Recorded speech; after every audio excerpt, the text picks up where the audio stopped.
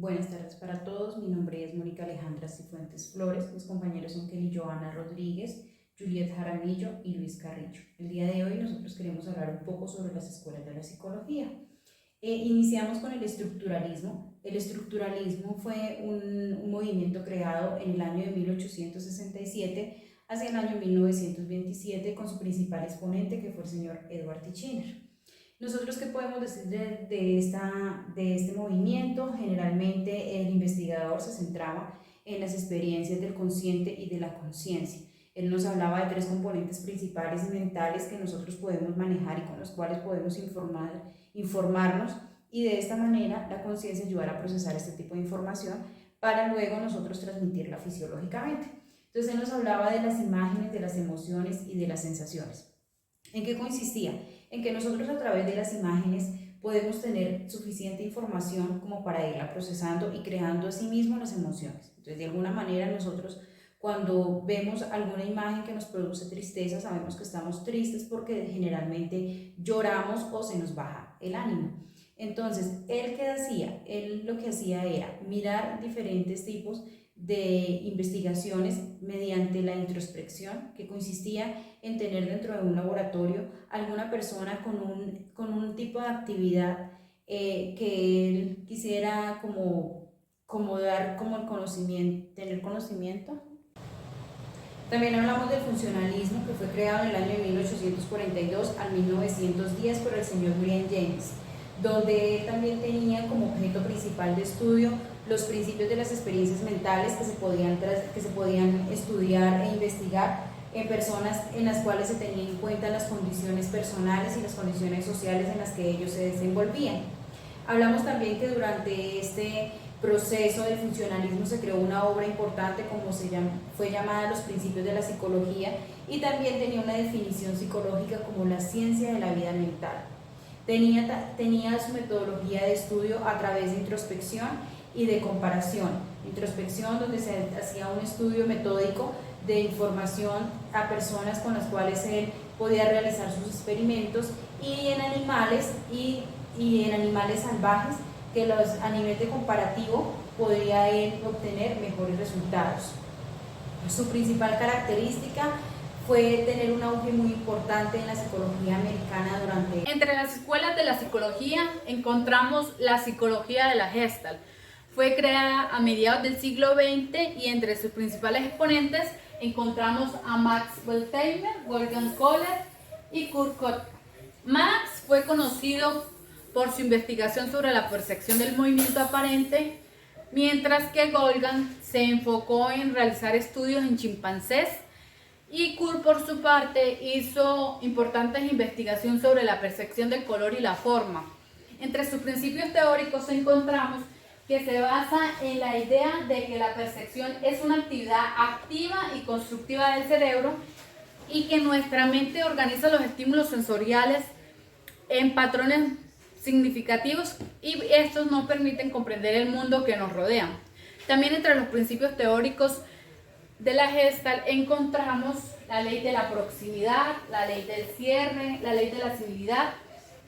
Estas leyes nos explican cómo nuestro cerebro agrupa los elementos similares y los percibe de una forma coherente. Su objeto de estudio es la percepción y la comprensión del mundo que nos rodea. También es la creatividad, la innovación de la resolución de problemas. Los científicos de la Gestalt se enfocan en cómo nuestro cerebro organiza los estímulos sensoriales en patrones significativos y cómo estos patrones influyen en nuestra percepción del mundo diario, en la percepción del mundo en el que vivimos. Una de las características importantes es que creen que la percepción visual se basa en la percepción de la totalidad de un objeto o una escena, en lugar de una percepción de sus partes visuales. El psicoanálisis y sus pasiones se enfocan en los procesos mentales inconscientes y su influencia en el comportamiento humano, con el objetivo de ayudar al paciente a comprender y desarrollar sus conflictos internos, para desarrollar una mayor conciencia de sí mismo. Por otro lado,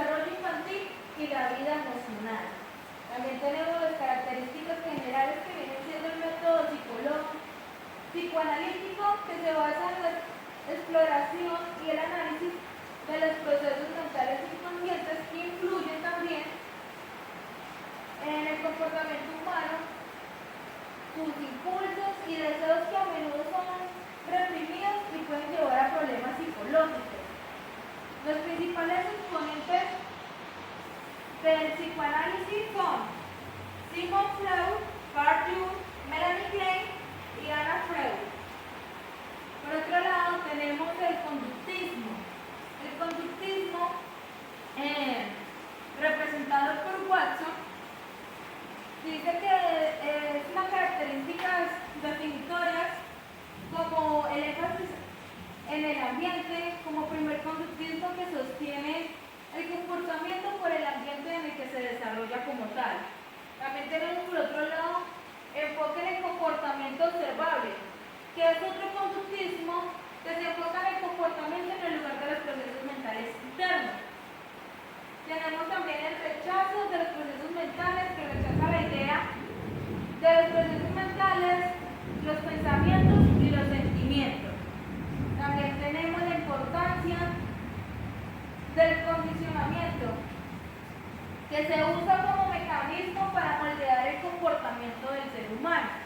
Tenemos un enfoque en la predicción y el control del comportamiento, que se orienta en el control y predicción en lugar del comportamiento o comprensión de la mente humana. Estos serían las escuelas del psicoanálisis y sus pasiones. Otra de las escuelas es la psicología humanista. Esta surge a mitad del siglo XX y su movimiento fue organizado durante las décadas 50 y 60. Este movimiento fue sometido a 3 tipos de influencia: filosófica, social y cultural, propiamente filosóficas. La psicología humana fue rechazada por 2 psicologías dominantes, el conductismo y el psicoanálisis.